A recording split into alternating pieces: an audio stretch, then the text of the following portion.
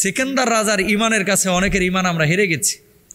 উনি যদি এরকম একটা জায়গায় থেকে একটা দেশে খেলতে এসে সেখান থেকে এই কোককে ছুঁড়ে ফেলতে পারে, ও মুসলমান আপনি আমি কেন পারি না? আমি নামাজ পড়ি, আমি রোজা করি, আমি হজ করি, আমি জাকাত দিই, আমি নামাজে সিজদা দিতে দিতে কপালে 6 ইঞ্চি কালো দাগ ফেলাই দিলাম, অথচ তাদের পণ্যটা আমি এখনো বর্জন করতে পারলাম না। গরমের সমানে অনেকে কোক খাচ্ছে এবং ইসরায়েলি ড্রিঙ্কসগুলা যারা ইসরায়েলকে সহযোগিতা করে সেগুলো গ্রহণ করছে। এ ব্যাপারে আপনার বক্তব্য জানতে চাই। 2 নম্বর বিষয়, জিম্বাবুয়ের টিম যে বাংলাদেশে খেলতে এসেছে, এখানে তাদের ক্যাপ্টেন মুসলমান সিকান্দার রাজা, তিনি সংবাদ সম্মেলনে কোকের বোতলকে নিচে ফেলে দিয়েছেন। এক্ষেত্রে এরকম একটা পজিশনে থেকে এই কোকের বোতল যে ফেলে দিলেন,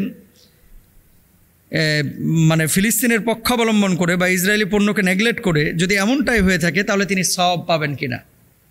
ভেরি ভেরি ইম্পর্ট্যান্ট একটা বিষয়।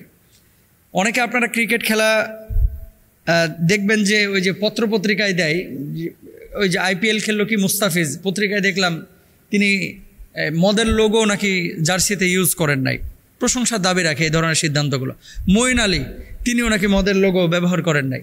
এখন এই যে সিকান্দার রাজা যেই কাজটা করেছে এটা অবশ্যই প্রশংসার দাবি রাখে, এবং তিনি যদি ফিলিস্তিনকে ভালোবেসে বা মুসলমানদেরকে ভালোবেসে এই কোকটাকে যদি এখানে সরায়া দেন বয়কটের সমর্থন জানিয়ে, তাহলে অবশ্যই এক্ষেত্রে সওয়াব তিনি পাবেন। কারণ কোরআনুল কারিমে আল্লাহ তাআলা বলেছেন ওয়াতাআওয়ানু আলাল বিররি ওয়াত্তাকওয়া ওয়ালা তাআওয়ানু আলাল ইসমি ওয়াল উদওয়ান। সৎ কাজের ব্যাপারে একে অপরকে সহযোগিতা করো, অসৎ কাজের ব্যাপারে কেউ কাউকে তোমরা সহযোগিতা করো না।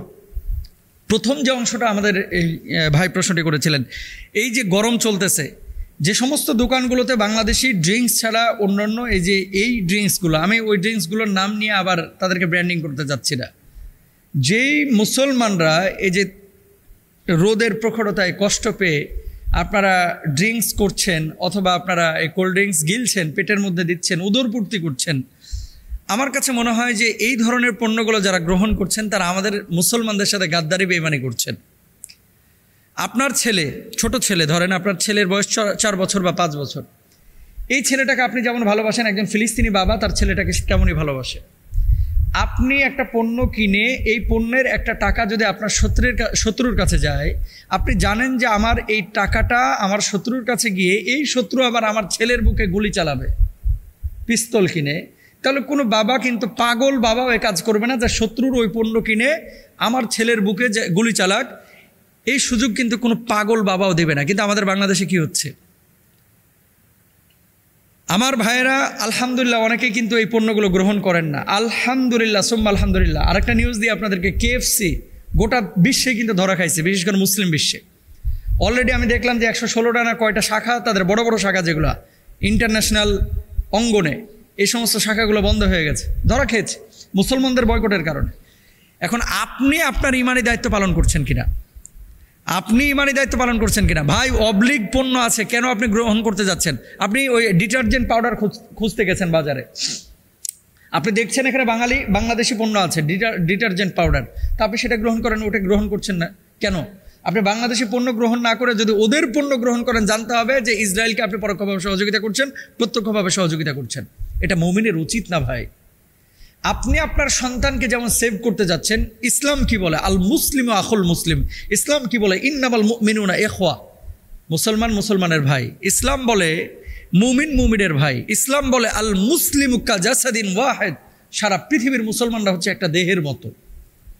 আপনার দেহের মাথাটা যখন ব্যথা করে পুরো শরীরটাই কিন্তু ইফেক্টেড হয়ে যায়। চোখটা যখন ব্যথা করে পুরো শরীরটাই কিন্তু মেজমেজ করে, ভালো লাগে না। আপনার শরীরটা যখন খারাপ লাগে, ব্রোস্ট পোলাও করবা কিন্তু ভালো লাগে না, রাইট? এটাই কিন্তু বাস্তব। তো সারা পৃথিবীর মুসলমানদেরকে নবীজি বললেন যে একটা দেহের মতো। সেই একজন মুসলমান কোথাও আক্রান্ত হলো, সারা বিশ্বের মুসলমানরা যেন আক্রান্ত হয়ে গেল। কেন আমরা এগুলো বুঝতেছি না? কেন আমরা এগুলো স্মরণ করছি না? কেন আমরা এগুলো খেয়াল করছি না?